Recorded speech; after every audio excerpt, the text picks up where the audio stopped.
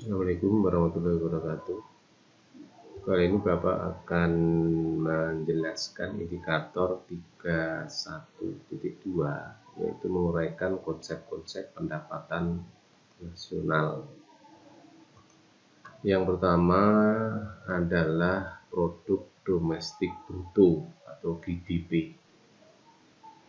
Produk domestik bruto ini adalah jumlah produk yang berupa barang dan jasa yang dihasilkan oleh beberapa unit produksi dalam batas wilayah suatu negara atau domestik selama 1 tahun.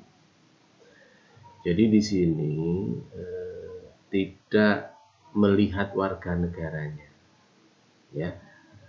Jadi GDP ini tidak melihat warga negaranya. Kalau orang asing kerja di Indonesia ya dihitung. Maka di sini GDP itu pendapatan masyarakat dalam negeri ditambah pendapatan asing dalam negeri. Pendapatan asing dalam negeri itu warga negara asing yang bekerja di Indonesia, itu dijumlahkan. Itu namanya GDP. Ya, nah ini. Maka dalam perhitungan GDP ini termasuk barang serta jasa yang dihasilkan oleh perusahaan serta instansi asing yang terkait, tapi dia ada di wilayah Indonesia. Ya, jadi banyak kan di Indonesia ini adalah perusahaan-perusahaan asing yang membuka usahanya di Indonesia, apalagi sekarang ya. Kemudian produk nasional bruto atau GNP, ya. Produk nasional bruto atau gross national product adalah nilai produk yang berupa barang serta jasa yang dihasilkan oleh penduduk dari suatu negara nasional selama 1 tahun. Produk nasional tersebut termasuk yang dihasilkan oleh warga negara yang dihasilkan di luar negeri. Jadi ini misalnya orang Indonesia bekerja di luar negeri, maka pendapatannya itu masuk ke dalam GNP. Maka GNP adalah pendapatan warga Indonesia di dalam negeri ditambah pendapatan WNI di luar negeri. Jadi ini sama-sama WNI ya, satu kerja di Indonesia, satu kerja di luar, dikurangi pendapatan asing yang ada di dalam negeri. Nanti yang warga negara asing tadi ya, yang kerja di Indonesia, itu dikurangi. Sehingga ini betul-betul pendapatan pure warga negara Indonesia. Baik yang kerja di dalam negeri maupun yang kerja di luar negeri. Kemudian yang ketiga, produk nasional neto atau NNP, Net National Product, adalah NNP sama dengan GNP dikurangi depresiasi atau penyusutan barang modal. Nah, kalau GNP-nya tadi udah tahu ya rumusnya, cara ngitungnya. Depresiasi itu apa? Penyusutan. Kita tahu barang modal itu apa? Barang modal itu contohnya mesin, ya, mesin-mesin produksi, gedung, ya, kendaraan, ya, yang milik pemerintah, milik nasional tentunya, ya. Nah ini kan selama dipakai dia nilainya berkurang, ya, berkurang terus ya. Seperti kita punya kendaraan ya, kalau kendaraan itu kalau dipakai setiap hari nilainya kan turun. Nah itu namanya penyusutan, ya, namanya penyusutan. Itu mengurangi. Di sini dijelaskan penyusutan dimaksud merupakan penggantian barang modal bagi peralatan yang dipakai dalam proses produksi. Akibat penyusutan, dia nilainya berkurang, lama-lama nggak bisa dipakai, maka dia ada penggantian. Ya, umumnya penyusutan bersifat taksiran sehingga dapat menimbulkan kerugian walaupun relatif kecil. Itu ada rumusnya ya, ada rumus itu legal bahwa untuk menghitung penyusutan itu untuk barang-barang modal tertentu itu caranya berbeda-beda, metodenya berbeda-beda. Nanti itu dalam akuntansi adanya, ya. Oke, kemudian pendapatan nasional neto atau net national income, ya, adalah pendapatan yang dihitung menurut jumlah barang jasa yang diterima oleh masyarakat yang berperan sebagai pemilik faktor produksi. Ya, masyarakat itu pemilik faktor produksi.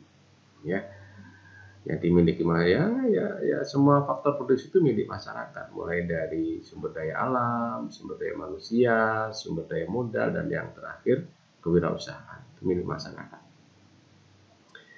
Rumusnya adalah net national income tadi yang ketiga ya, net national income sama dengan ya NNP yang ketiga tadi maaf ya, ini NNI net national income sama dengan NNP dikurangi pajak tidak langsung ya. Pajak tidak langsung. Apa itu pajak tidak langsung? Adalah pajak yang bebannya dapat dialihkan pada pihak lain. Contohnya seperti pajak hadiah, pajak penjualan, dan sebagainya. Misal nih, kita sebagai konsumen membeli odol Pepsodent, ya kan? Itu barang produksi oleh si pembuat, itu pajaknya udah dibayar.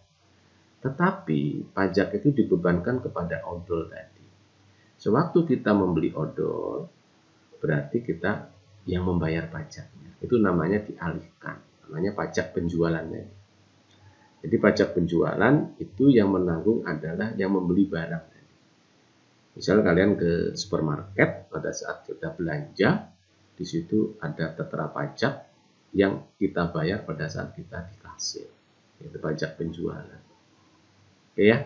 Yang kelima, pendapatan perseorangan atau PI adalah yang disebut dengan personal income, merupakan jumlah pendapatan yang diterima oleh setiap orang di masyarakat. Ya, setiap orang di masyarakat. Hal tersebut termasuk pendapatan yang diperoleh tanpa melakukan kegiatan apapun. Ya. Contohnya seperti gaji seorang pegawai negeri atau pendapatan pengusaha yang didapatkan secara berantai. Maka PI, personal income, sama dengan NNI. Jadi NNI ya. NNI sudah tadi ya. Yang keempat, dikurangi pajak perusahaan, dikurangi iuran, dikurangi laba ditahan. Laba ditahan itu adalah keuntungan yang berasal dari perseroan terbatas. Itu namanya laba ditahan ya. Jadi laba ditahan itu adalah laba perseroan yang tidak dibagikan. Itu namanya laba ditahan. Labanya PT yang tidak dibagikan kepada pemegang saham. Itu namanya laba ditahan ya. Ditambah transfer payment. Apa itu transfer payment? Transfer payment adalah penerimaan yang bukan termasuk balas jasa produksi, namun diambil dari sebagian pendapatan nasional pada tahun lalu. Nah, jadi contohnya seperti pembayaran dana pensiun, tunjangan pengangguran, dan lain sebagainya, termasuk bansos. Ya, bansos ya. Bansos sekarang karena pandemi tidak menerima penghasilan, dia mendapat bansos. Nah, bansosnya itu disebut dengan transfer payment. Itu masuk pendapatan perseorangan ya, pendapatan perseorangan. Oke, jadi itu yang kelima. Yang keenam, ini yang adalah pendapatan yang siap dibelanjakan atau disebut dengan disposable income. Merupakan pendapatan yang siap untuk dimanfaatkan untuk membeli barang serta jasa konsumsi, serta selebihnya menjadi tabungan yang disalurkan menjadi investasi.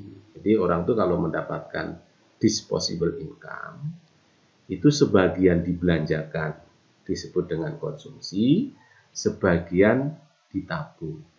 Ya, ditabung itu pengertiannya tidak dibelanjakan. Jadi kalau dalam ekonomi, uang yang belum dibelanjakan itu disebut tabungan. Nah, itu nanti bisa menjadi investasi.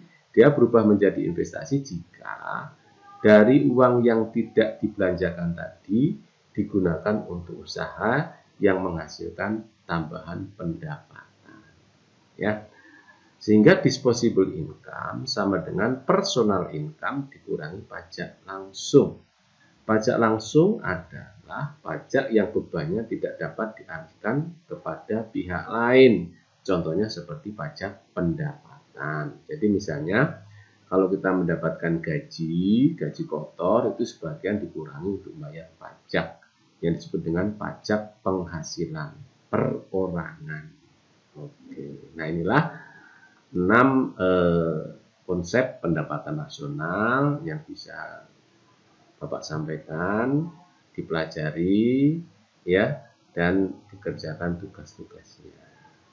Terima kasih, selamat belajar dan tetap semangat, dan ingat tetap selalu menjaga kesehatan ya, karena kamu punya cita-cita hidup yang harus diperjuangkan dan diwujudkan. Terima kasih. Assalamualaikum warahmatullahi wabarakatuh.